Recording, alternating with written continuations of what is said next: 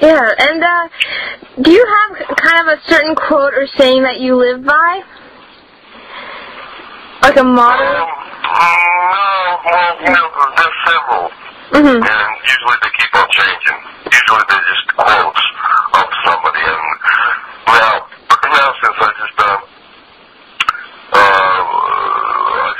had my first year of sobriety behind me. Congratulations, by the way.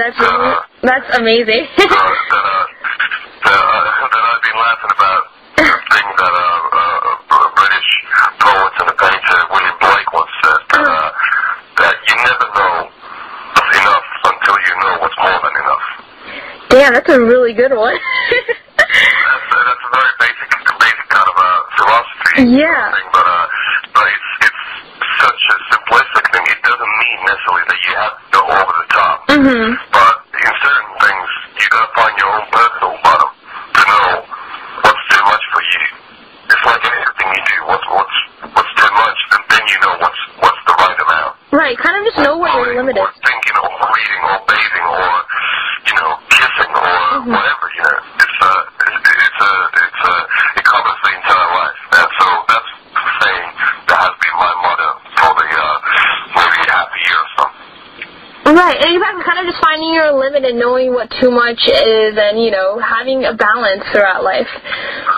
Well, in search of a balance, I guess that balance as a word for me, it means the same thing that heaven means to Christian. Mm-hmm. Yeah, it's... You're struggling to get there, and you're trying to become a better person to be able to get there eventually. So I believe that in that sense, what happens after death, hopefully that's the balance. You're looking for that balance, and hopefully getting there, doing the right decisions, but also through mistakes and by mistakes, you learn a lot about society around you and about yourself.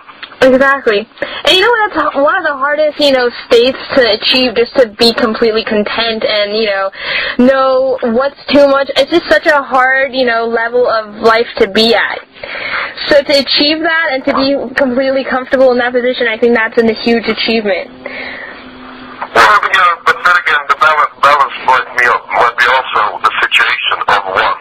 Mm-hmm. When you're happy in the situation, when you long for something. So basically, you are lacking something in your life. Let's say I'm single now, so if I be longing for a relationship, I'm longing for love, for example. Right. That's in a way that can be my balance, and that can be my heaven. Since I know there's something very important for me to look for, so I know that there's a goal in my life yet to be reached. Exactly. Since I am fulfilled because I know there are things to be for me to be looking forward to, rather than having everything here and now. Exactly, kind of like a reason to get up in the morning, and having a goal in life, just having a drive for something. That's what I think life is about.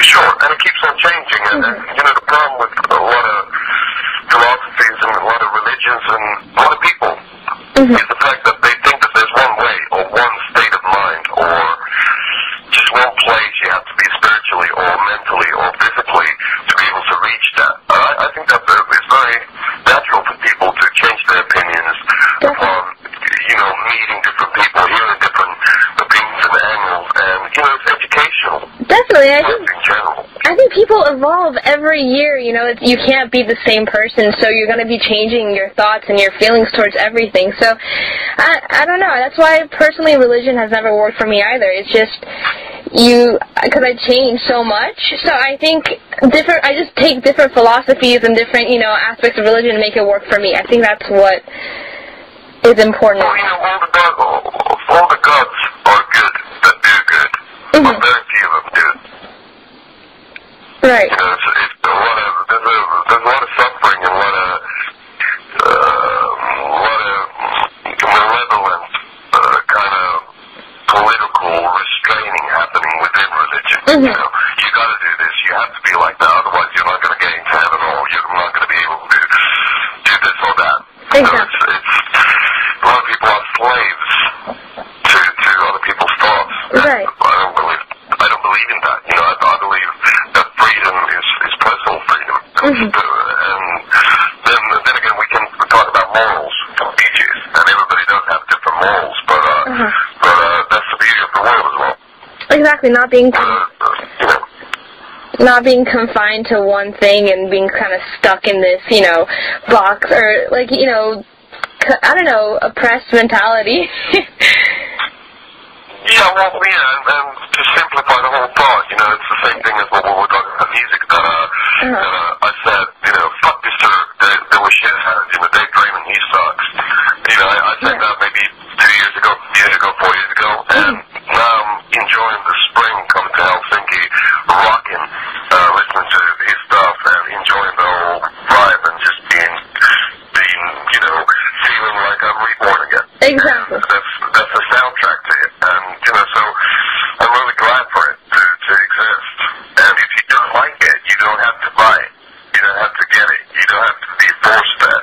Make your own decisions and listen to what you want and read what you want. And the only thing I suggest is that the old Sunday saying, the war, that keep your friends close, but keep your enemies closer. That's... So, you know, the things, the thoughts, the angles, the political views, whatever views there might be, if you don't necessarily appreciate it, that doesn't mean that you can't be educated when it comes to them. You know, knowing people, knowing why they believe in things and why they want things they want, I think that's a key to understanding the world. Exactly, kind of even learning about, like you're saying, learning about things that maybe you don't like as much, just having knowledge of it and, you know, just learning about everything, I think is very important. So, completely agree. And also, at the same time, just go with the flow, because you can't do everything. You can't, you know, there's just a limited amount of time we have. And so you gotta, you know, enjoy it as much as you can. And, you know, just keeping your ears and your eyes open for the educational part. Exactly. And, I know it's kind of pretty early, but do you have any idea of what the next hymn album is going to sound like? To be honest with you, no clue. You know, I had the idea since a lot of stuff on Venus Doom is pretty, you know, there's a lot of different kind of musical things going on, and let's say it's complex for a hymn album. I was thinking of doing like the opposite, making like a Misfits type of an album, very punky, in your face, very short songs. Oh, man. A lot of guitar solos, just string your face back to the point and get the fuck out. That would be sweet. That'd be very cool. Well, you know, it'd be fun to do, you know, as a musician, it's good to make drastic turns and do something totally different. Obviously, it would mean that it would still be melodic, and it would still be melancholy, and it would still have, and it still will have a lot of the hymn elements. Stuff that hymns known for. Yeah, the hymn elements. You know, if we want to change that stuff, we're happy with the sound of it, but just overall, you know, step up the gear. Oh, man, I look forward to it. That's going to be awesome. Yeah, me too. And is there any message or thoughts that you would like to share with your fans? Well, I think that we shared a lot. Yeah. If you're going to transcribe all that was definitely the most philosophical, you know, conversation I've had in ages. Honestly, I learned... So thank you for that. No, I learned so much. If I had gone to a week of school, I wouldn't have learned as much. So, thank you so much. Well, you know, the funny thing about school is also a thing that a lot of people think that what you learn in school happens in the classes. But actually, I think that the most important lesson learned in school is that you are introduced to a social circle where you have to meet a lot of people you like, a lot of people you don't like, and to, you know, get along with it. Exactly, and discipline. So that's the importance of school. Yeah. To me, you know, you don't necessarily have to be excellent in maths, but the most important thing is to get along with people and understand that all people come from different places. They have different histories, and they want different things in life. And so it's kind of like a social experiment, more or less. I definitely agree. You know, just being out there and learning how to handle yourself and being respectful towards each other, I think that's, like you said, that's probably the biggest lesson I've learned in school, you know? Yeah, and it's still one of the things that a lot of people don't talk about. Exactly. It's kind of weird. You know, people are just talking about the grades and talking about, you know, just fucking prom, who's the prom queen and whatever. Right. But the beauty of the school is actually to be able to make friends, make a few enemies, hopefully, you know, hopefully sort your shit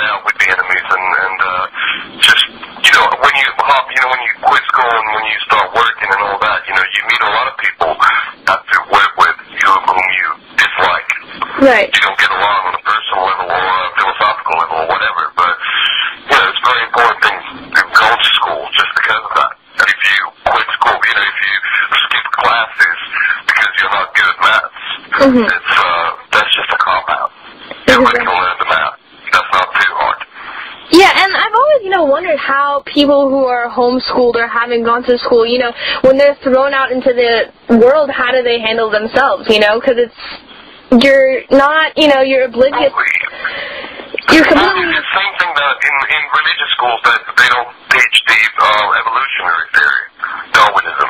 I can't believe and that. That still happens in America, and you don't have to believe in Darwin, but you can still read about it. So if you're really religious and you don't believe in Darwin's theory at all, it still makes you stronger as a person when you've read about it and you know the arguments behind it. So that makes it easier for you to diss the whole theory when you start talking about your own personal beliefs.